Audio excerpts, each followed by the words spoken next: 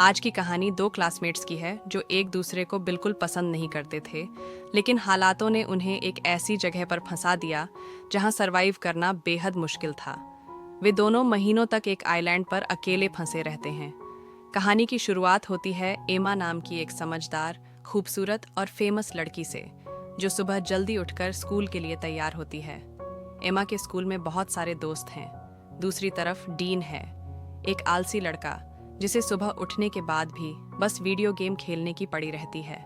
उसके पिता जैक उसे स्कूल के लिए तैयार होने को कहते हैं। एमा की माँ बारबरा और छोटी बहन स्टेसी उसे स्कूल छोड़ने जाते हैं। स्कूल पहुंचकर एमा अपनी बेस्ट फ्रेंड लीज से मिलती है। तभी स्टीफन नाम का लड़का एमा को हाय कहता है और लिज उसे चिढ़ाने लगती है। क्लास में टीचर मिस्टर क्रिश्चियन सेन बताते हैं कि अगली सुबह 7 बजे ट्रिनिटी आइलैंड के ट्रिप के लिए बस रवाना होगी।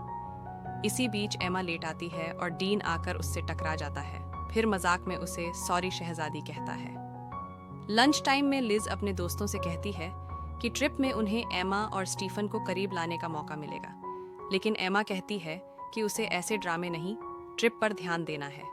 उसी दिन डीन चाकू से सेब काटते हुए दिखता है, जिससे मिस कोलियर उसे प्रिंसिपल के ऑफिस ले जाती है।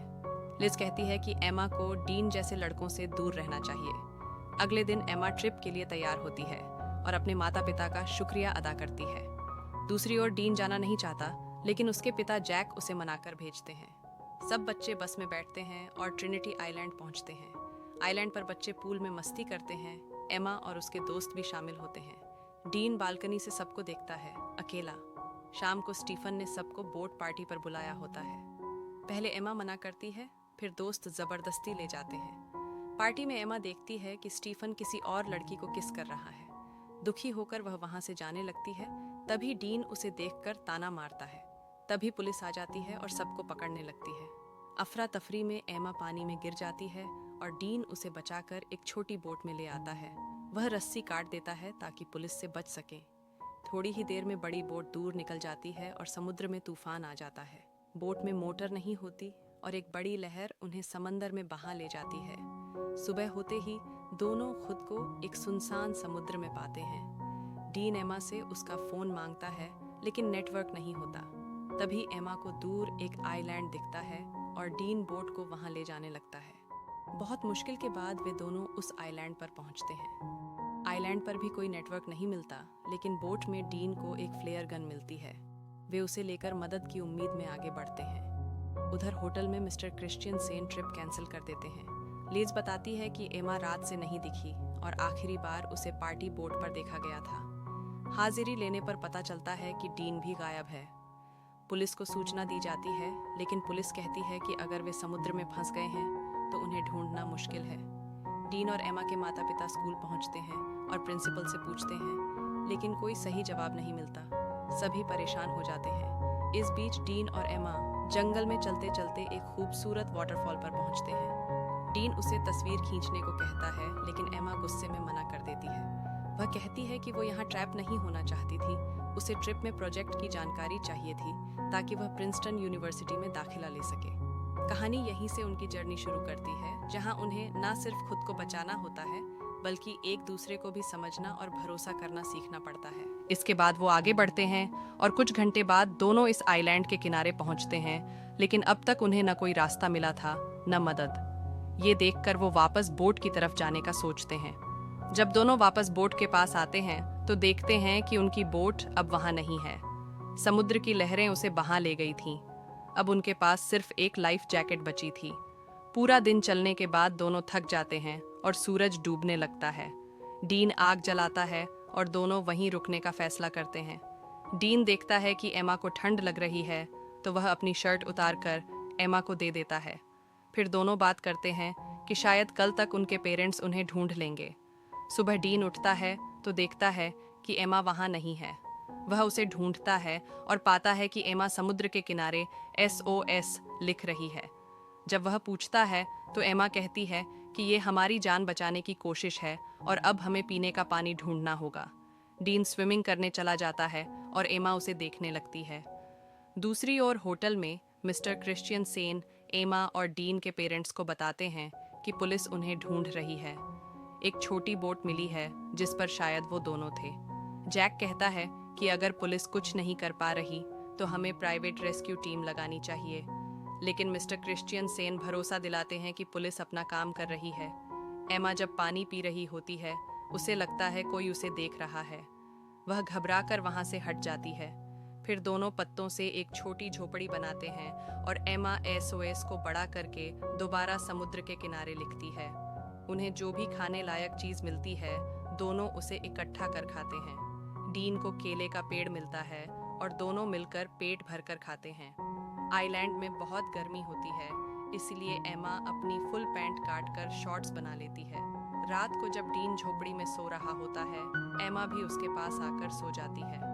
अचानक डीन सोते सोते एमा की तरफ मुड़ता है और उसका हाथ एमा पर रख देता है। एमा को यह अच्छा लगता है और वह कुछ नहीं कहती। अगले दिन जब एमा वाटरफॉल में नहा रही होती है, डीन वहां आता है और सनस्क्रीन मांगता है। एमा उसे कहती है कि दूसरी तरफ जाओ, लेकिन डीन कहता है कि तुमने ही मुझे यहाँ पहरेदारी के लिए कहा था। एमा बताती है कि उसे लगता है कि इस आइलैंड पर कोई और भी है। होटल में बर्ब बहुत परेशान होती है। न्यूज़ में आता है कि केस अब ऑफिशियल हो गया है और पुलिस को लगता है कि वो दोनों मर चुके हैं। फिल घर लौटने की बात करता है, लेकिन बर्ब अभी भी डटी रहती है।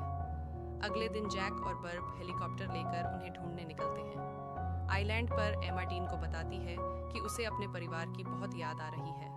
तभी डीन को किसी इंसान की खोपड़ी मिलती है। एमा डर जाती है, लेकिन डीन उसे दिलासा देता है कि हम अकेले नहीं हैं, हमारे पेरेंट्स हमें ढूंढ रहे हैं।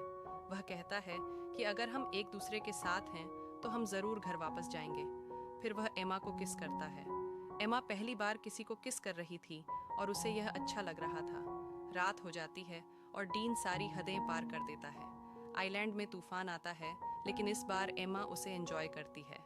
सुबह एमा उठती है और देखती है कि डीन वहां नहीं है। वह जंगल में उसे ढूंढने जाती है और देखती है कि डीन गड्ढा खोद रहा है। वह गिर जाती है और घुटने पर चोट लगती है। डीन उसकी देखभाल करता है। फिर दोनों वाटरफॉल में नहाते हैं, जहां डीन बताता है कि उसकी माँ का एक्सीडेंट में निधन हुआ था। बारिश होने लगती है और दोनों उसमें मस्ती करते हैं। डीन एमा के बालों में फूल लगाता है। एमा कहती है कि उसे फिर से तूफान का मजा चाहिए और डीन फिर से तैयारी करता है। न्यूज़ में बताया जाता है कि 1 महीना बीत चुका है और पुलिस अब उन्हें ढूंढना बंद कर चुकी है। पर बर्ब और एमा के दोस्त अब भी उम्मीद नहीं छोड़ते। वे हेलीकॉप्टर लेकर फिर से ढूंढने निकलते हैं। इधर एमा और डीन आइलैंड की जिंदगी के साथ सामंजस्य बिठा लेते हैं। वे समुद्र में नहाते हैं, तूफानों और भूकंप का आनंद लेते हैं। धीरे धीरे एक दूसरे के और करीब आ जाते हैं।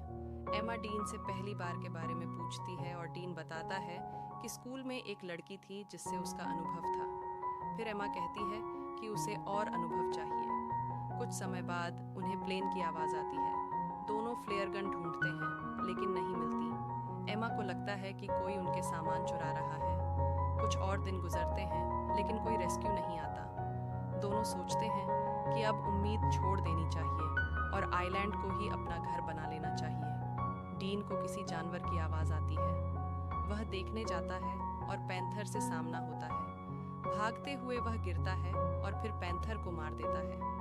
धीरे धीरे दोनों वहीं पर जिंदगी गुजारना सीख जाते हैं। एमा को उल्टियाँ होती हैं। डीन पूछता है कि क्या वह प्रेग्नेंट है, लेकिन एमा कहती है नहीं। उसी समय पेड़ पर बैठा एक बंदर उनका सामान फेंकता है, जिसमें फ्लेयर गन भी होती है। एमा गन लोड करती है और फायर करती है। हेलीकॉप्टर उन्हें देख लेता है और रेस्क्यू कर लेता है। 3 महीने बाद दोनों वापस लौटते हैं। एयरपोर्ट पर सभी बहुत खुश होते हैं। घर आने के बाद डीन एमा से मिलने जाता है, लेकिन एमा उसे कहती है कि हर 10 मिनट में उसके पेरेंट्स आ रहे हैं, इसलिए डीन को जाना चाहिए। फिर वह डीन को पार्टी में बुलाती है। पार्टी में डीन अकेला होता है और एमा उसे नज़रअंदाज करती है। डीन पार्टी छोड़कर चला जाता है।